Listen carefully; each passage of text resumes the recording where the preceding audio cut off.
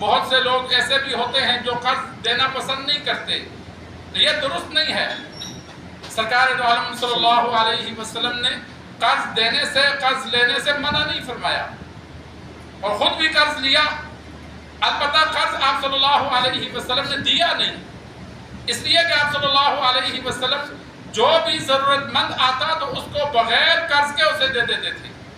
آپ صلی اللہ علیہ وسلم سے قرض دینا ثابت نہیں ہے کہ کسی کو قرض دیا ہو، جو بھی ضرورت مند ہوتا تو اس کو مفت میں دے دیتے تھے جتنا ہوتا تھا۔ لیکن خود آپ صلی اللہ علیہ وسلم کو مسلمان قرض نہیں دیتے تھے، لیکن کفار سے ضرورت پڑتی تو وہ تو نبی کو نہیں مانتے تھے، تو وہ پھر قرض دیتے اور گروی چیز رکھتے۔ تو یہ قرض دینا چاہیے اگر ایک بندہ ضرورت مند ہے، اور صدقے سے زیادہ قرض کا ثواب ہے، اس لیے کہ صدقہ بسا اوقات بندہ غریب کو دیتا ہے، اس کو ضرورت نہیں بھی ہوتی، لیکن قرض وہ مانگتا ہے جس کو ضرورت ہوتی ہے۔ ایک روایت میں موجود ہے کہ قرض کا ثواب صدقے سے 18 گنا زیادہ ہے، اتنا زیادہ اللہ روزانہ کے بدلے ثواب دیتا ہے۔ اور جب انسان وقت پورا ہو گیا کہ 3 مہینے بعد دوں گا، بندہ نہ دے سکا، 1 مہینہ اور مہلت دی، تو حدیث میں آتا ہے اللہ روزانہ کے بدلے ڈبل ثواب پھر عطا فرماتا ہے، ثواب اللہ بڑھا دیتا ہے۔ قرض کا ثواب زیادہ ہے،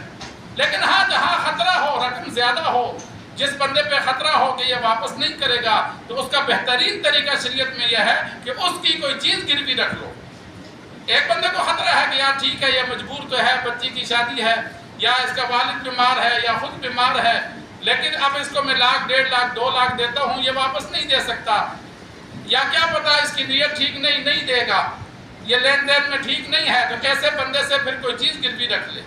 گاڑی رکھ لی، کاغذات رکھ لیے، کوئی بھی چیز اپنی رقم کے برابر کی اس سے لے لی کہ بھائی رقم میری 6 مہینے کا وعدہ ہے، دے دے گا تو فبہا، نہیں تو یہ چیز بیچ کر میں اپنی رقم رکھ لوں گا، بقایا تجھے دے دوں گا۔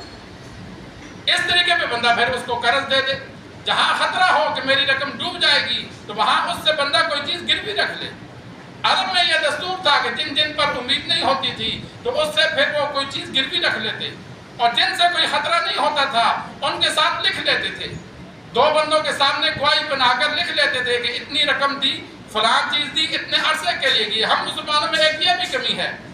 ہم اندھا اعتماد کرتے ہیں، کسی کو دیتے ہیں لکھتے نہیں ہیں، کہ یہ سنت پر عمل نہیں کرتے۔ نقصان کیا ہوتا ہے، بعد دفعہ وہ منکر ہو جاتا ہے، وہ کہتے ہیں میں نے تو لیا ہی نہیں، مجھے تو یاد نہیں ہے۔ بعد دفعہ فوت ہو جاتا ہے، اولاد منکر ہو جاتی ہے، بھائی ہمیں تو نہیں پتا، ہمارے ابو نے تو بات کبھی بتایا نہیں کہ آپ سے پیسے لیے۔ تو اس لیے سنت پر عمل کرنا چاہیے کہ کسی کو رقم دو، بڑی رقم دو تو اس کو لکھواؤ، 2 بندے گواہ بناؤ، اوپر دستخط تک اٹھا لو، تاکہ وہ بندہ بھی منکر نہ ہو سکے، اور خدا نہ کرے دنیا سے چلا جائے تو لکھا ہوا موجود ہو۔ دینے والا فوت ہو گیا تھا، اب اس کی اولاد کے پاس کیا ثبوت ہے کہ میرے والد نے قرضہ دیا؟ اگر وہ لکھا ہوا موجود ہوگا تو ان کے پاس بھی ثبوت ہوگا کہ ہاں ہمارے والد نے ان لوگوں کو قرضہ دیا تھا، یہ ثبوت موجود ہے، ہمارا ادا کرو۔ تو یہ سنت عمل ہے کہ انسان لکھوائے اور گواہ بھی بنائے۔ اللہ سے دعا ہے اللہ ہمیں دین سیکھ کر، سمجھ کر عمل کرنے کی توفیق عطا فرمائے۔